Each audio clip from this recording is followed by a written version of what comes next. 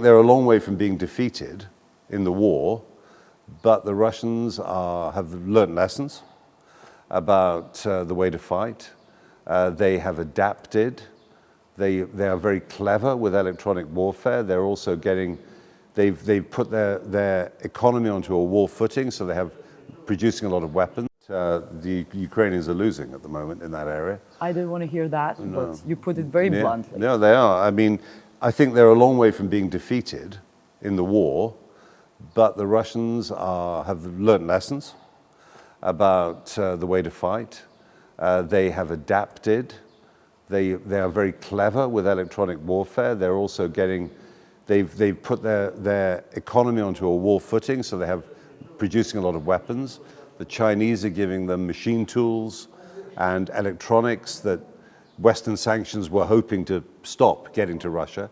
They buy drones from Iran, they buy shells from North Korea, they sell oil to the Chinese and to the Indians.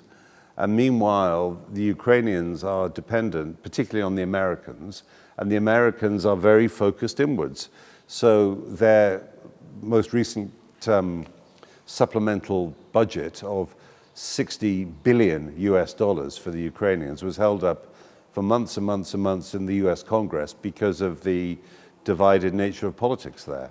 And the consequences of that on the battlefield is that the Ukrainians don't have enough weapons. They also don't have enough soldiers because there are only 40 million Ukrainians and there are, 150 million Russians?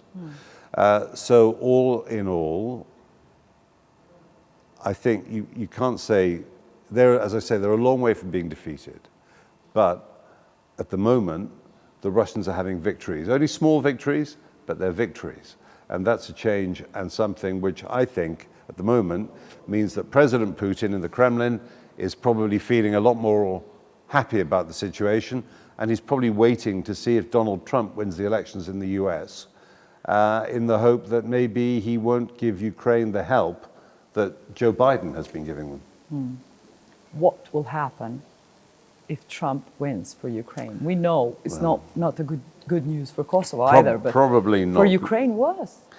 I think probably not good news insofar, I mean, this is wild speculation, okay? Yeah. But probably not great news because he's gone back to the old American credo of isolationism, which was their great motivator for a lot of their policies until the Second World War. America's a continent.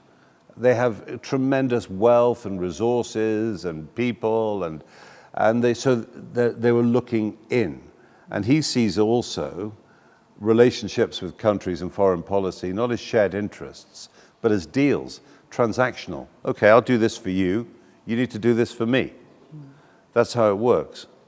In his own head. So the thing though about Trump is unpredictable, and if he wins, it's still an if, we don't know. If he wins, he's hard to predict the way he might jump.